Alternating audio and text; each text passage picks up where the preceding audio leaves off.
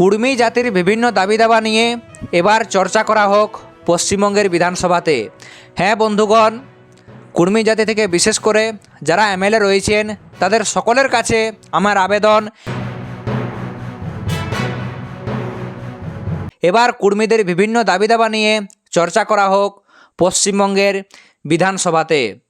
বিশেষ করে 2026-এর বিধানসভা নির্বাচনের দিকে যদি আমরা তাকিয়ে দেখি, তো এইবার কুর্মী জাতি থেকে জঙ্গলমহল থেকে মোট 5 জন এমএলএ বা বিধায়ক হয়েছেন। কারা কারা হয়েছেন না, পুরুলিয়া জেলা থেকে হয়েছেন মোট 3 জন, যার মধ্যে রয়েছে জয়পুর বিধানসভা কেন্দ্রের বিধায়ক মাননীয় বিশ্বজিৎ মাহাতো মহাশয়। তারপরে রয়েছেন বলরামপুর বিধানসভা কেন্দ্রের বিধায়ক মাননীয় জলধর মাহাতো মহাশয়। তারপরে রয়েছেন বাগমুন্ডি বিধানসভা কেন্দ্রের বিধায়ক মাননীয় রুহিদাস মাহাতো মহাশয়। এরপরে রয়েছে পশ্চিম মেদিনীপুর জেলার শালবনী বিধানসভা কেন্দ্রের বিধায়ক মাননীয় বিমান মাহাতো মহাশয়। ঝাড়গ্রাম জেলার গোপীবল্লভপুর বিধানসভা কেন্দ্রের বিধায়ক মাননীয় রাজেশ মাহাতো মহাশয়, যিনি এখন বর্তমানে স্বাধীন দায়িত্বপ্রাপ্ত মন্ত্রী পদে রয়েছেন। তো কুর্মী জাতি থেকে মোট 5 জন এমএলএ রয়েছেন। তাদের কাছে আমার আবেদন, অনুরোধ, এবার কুর্মী জাতির বিভিন্ন দাবি দাবা নিয়ে বিধানসভাতে যাতে আগামী দিনে চর্চা করা হয়। তো আজকের এই আলোচনার বিষয়টি প্রাসঙ্গিক কেন, তার কারণ বিগত সময়ে, অর্থাৎ যদি আমরা বিগত সরকারের আমলে দেখি, তাহলে কুর্মীদের যে সমস্ত দাবি দাবাগুলি রয়েছে সেই দাবি দাবা নিয়ে কিন্তু খুব একটা চর্চা কিন্তু পশ্চিমবঙ্গের বিধানসভাতে হয় নাই। খুব একটা চর্চা কিন্তু পশ্চিমবঙ্গের বিধানসভাতে হয় নাই। কর্মীদের যে একাধিক দাবি দাবা রয়েছে সেই দাবি দাবা নিয়ে কিন্তু খুব একটা চর্চা বিধানসভাতে হয় নাই। কিন্তু দীর্ঘ 15 বছর ক্ষমতায় থাকার পর 2026-এ তৃণমূল সরকারের পতন ঘটে, অর্থাৎ এক কথায় বলা যেতে পারে বাংলায় এবার সরকারের পরিবর্তন ঘটেছে এবং বাংলায় এবার ডবল ইঞ্জিনের সরকার। বিগত সময়ে আমরা সকলে কম বেশি বারবার একটা বিষয় লক্ষ্য করেছি যে কুর্মীদের দাবি দাবা নিয়ে রাজ্য সরকারের কাছে কিছু প্রশ্ন করলে রাজ্য সরকার কি বলতো না, সেই বিষয়টা তারা কেন্দ্রের দিকে ঠেলে দেওয়ার চেষ্টা করত, এবং যদি কোনো বিষয় কেন্দ্রকে বলা হতো তাহলে কেন্দ্র সেই বিষয়টা রাজ্যের দিকে ঠেলে দেওয়ার চেষ্টা করত। কিন্তু বর্তমানে আর সেই ঠেলাঠেলির কোনো সুযোগ নাই, আর সেই ঠেলাঠেলির কোনো সুযোগ নাই। বাংলায় এবার ডবল ইঞ্জিনের সরকার। বাংলায় এবার ডবল ইঞ্জিনের সরকার, অর্থাৎ কি না, রাজ্য বিজেপির সরকার এবং কেন্দ্র বিজেপির সরকার। আর যেহেতু 2026-এর বিধানসভা নির্বাচনে কুর্মী জাতির মানুষেরা এই জঙ্গলমহলে হাত খুলে বিজেপি বা ভারতীয় জনতা পার্টিকে সমর্থন করেছে, তাই বিশেষ করে কুর্মী জাতির মানুষেরা কিন্তু খুবই আশাবাদী বলা যেতে পারে যে এইবার বিজেপি তাদের ভোটের আগে যে প্রতিশ্রুতি তারা দিয়েছিল সেই কথা তারা রাখবে, সেই কথা তারা রাখবে। সেটা হয়তো আমরা সকলেই কম বেশি লক্ষ্য করেছি বিধায়কদের কাছ থেকে, বিশেষ করে যারা কুর্মী জাতি থেকে বিধায়ক হয়েছেন যে 5 জন। কারণ কুর্মী জাতির মানুষের একটা ডিমান্ড ছিল যে এইবার অর্থাৎ এই 2026-এ যারা কুর্মী জাতি থেকে বিধায়ক রয়েছেন তারা যাতে কুড়মালি ভাষায় শপথ গ্রহণ করেন। এবং সকল বিধায়ক কুর্মী জাতি থেকে যে 5 জন বিধায়ক ছিলেন তারা সকলেই কিন্তু কুড়মালি ভাষায় শপথ গ্রহণ করেছে। এটা কিন্তু একটা বিরাট বড় ব্যাপার। আমরা গর্বিত এমন বিধায়ক পাইয়ে, আমরা সত্যিই গর্ববোধ করি যে আমরা সঠিক বিধায়কদের এবার আমরা বিধানসভাতে পাঠাইছি, সঠিক মানুষকে আমরা এবার বিধানসভাতে পাঠাইছি।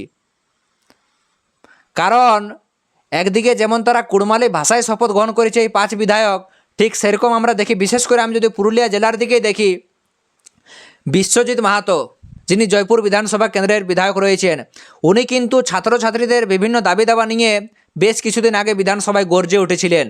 সবাই হয়তো জানো পুরুলিয়াতে অনলাইনের সেন্টার নাই, অনলাইনের পরীক্ষা দেওয়ার কিন্তু কোনো ব্যবস্থা পুরুলিয়া জেলাতে নাই। রেলের পরীক্ষা হোক, আরপিএফের পরীক্ষা হোক বা বিভিন্ন ধরনের কম্পিউটার বেস যে সমস্ত পরীক্ষাগুলো হয়ে থাকে, তার জন্য পুরুলিয়ার যারা ছেলেমেয়ে রয়েছে তাদেরকে কিন্তু দূর দূরান্তে যেতে হয়। কাউকে দুর্গাপুর যেতে হয়, কাউকে আসানসোল যেতে হয়, তো কাউকে বোকারো, কাউকে ধানবাদ, কাউকে জামশেদপুর, কাউকে ভুবনেশ্বর, তো কাউকে কলকাতা। তাই উনি পুরুলিয়া জেলাতে যাতে এই অনলাইন পরীক্ষার ব্যবস্থা যাতে করা হয় সেই দাবিটা কিন্তু উনি বিধানসভাতে তুলেছেন। তার জন্য সত্যি ওনাকে অনেক অনেক ধন্যবাদ ও জোহার। এছাড়াও দেখা যায় জয়পুরের বিধায়ক এবং বিশেষ করে আমরা বলরামপুর বিধানসভা কেন্দ্রের বিধায়ক মাননীয় জলধর মাহাতো মহাশয়কেও আমরা দেখি যে লোকাল ইস্যু, লোকালের রাস্তাঘাট থেকে শুরু করে ব্রিজ, বিভিন্ন দাবি দাবা নিয়ে কিন্তু উনি বিধানসভাতে তুলে ধরেছেন এবং বিভিন্ন মন্ত্রণালয়ে কিন্তু উনি জানাচ্ছেন। এছাড়াও বাঘমুন্ডি বিধানসভা কেন্দ্রের বিধায়কও কীভাবে পুরুলিয়া জেলাকে পর্যটনের দিক থেকে এগিয়ে নিয়ে যাওয়া যায় সেই দিকেও কিন্তু ওনারা বারবার দাবি কিন্তু রাজ্য সরকারের কাছে জানাই এসেছেন। তো সত্যি এরকম বিধায়ক পাই কিন্তু আমরা গর্বিত, এটা গর্বের বিষয়। তবে আজকের যে বিষয়টা নিয়ে আমি আলোচনা করব তা হলো কুর্মীদের বিভিন্ন দাবি দাবা নিয়ে। বিশেষ করে যে সমস্ত দাবিগুলো এবার বিধানসভাতে ওঠা উচিত তার মধ্যে একটা সবচেয়ে বড় দাবি হলো সিআরআই রিপোর্টের উপর কমেন্ট অ্যান্ড জাস্টিফিকেশন। যেই দাবিটাকে নিয়েই কুর্মীদের এত আন্দোলন, যে দাবিকে কেন্দ্র করে অতদিন ধরে বিভিন্ন রাজনৈতিক দলের নেতারা ঘোলা জলে মাছ ধরতে নামিয়েছিল, এবার সেই সিআরআই রিপোর্টের উপর কমেন্ট অ্যান্ড জাস্টিফিকেশন পাঠানোর ব্যাপারও এবার বিধানসভাতে চর্চা করা হোক। তো এটা তো একটা বড় দাবি।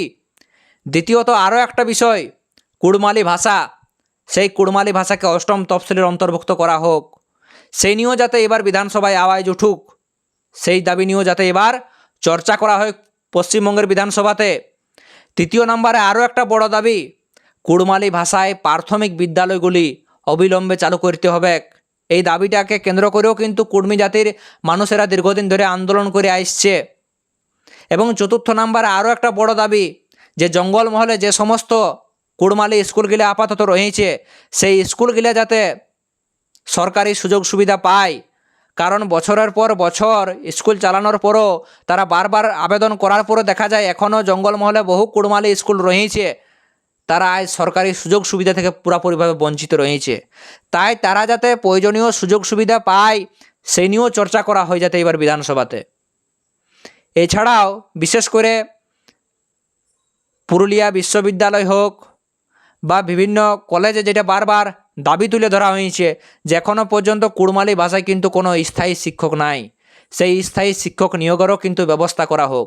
এবং সর্বোপরি একটা বড় বিষয়, এই যে কুর্মী ডেভেলপমেন্ট বোর্ড, সেই ডেভেলপমেন্ট বোর্ড এত বছর হয়ে যাওয়ার পরও এখনও সেই বোর্ডে তালা ঝুলছে, মানে বন্ধ পড়ে আছে। কুর্মীদের ভোট পাওয়ার জন্য তৎকালীন সরকারকে যদি আমরা দেখি, তারা কুর্মী ডেভেলপমেন্ট বোর্ড তৈরি করেছিল, কিন্তু সেই বোর্ড কতটা কি কাজ করেছে সেই ব্যাপারে তো আমার সেরকম কিছু জানা নাই। যদি কেউ জানিয়ে থাকো অবশ্যই কিন্তু তা কমেন্ট বক্সে কমেন্ট করে জানাবে। সেই কুর্মী ডেভেলপমেন্ট বোর্ডও অবিলম্বে খোলা হোক। এবং বিশেষ করে কুর্মী সমাজের উন্নয়নের জন্যে পশ্চিমবঙ্গ সরকার বাজেটে যে 50 কোটি টাকা খরচের যে কথা বলেছে সেই খরচটাও যাতে সঠিক জায়গায় হয় সেটার দিকেও কিন্তু যাতে মানে দৃষ্টিপাত করতে বলবো সবাইকে। তো যাই হোক, আরও বিভিন্ন দাবি দাবা রয়েছে, তো সমস্ত দাবি দাবা নিয়েই কিন্তু চর্চা করার প্রয়োজন আছে কুর্মীদের দাবি দাবার সাথেও।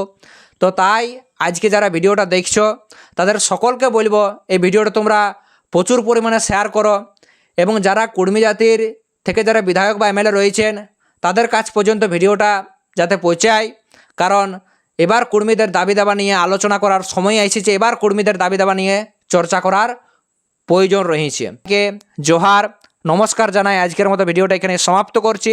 এবং ভিডিওর শেষে একটাই কথা বলবো যে এই ব্যাপারে তোমাদের নিজস্ব কি ব্যক্তিগত মতামত রয়েছে তোমরা অবশ্যই কিন্তু নিচে কমেন্ট বক্সে কমেন্ট করে জানাবে। জোহার, নমস্কার, জয় গরাম।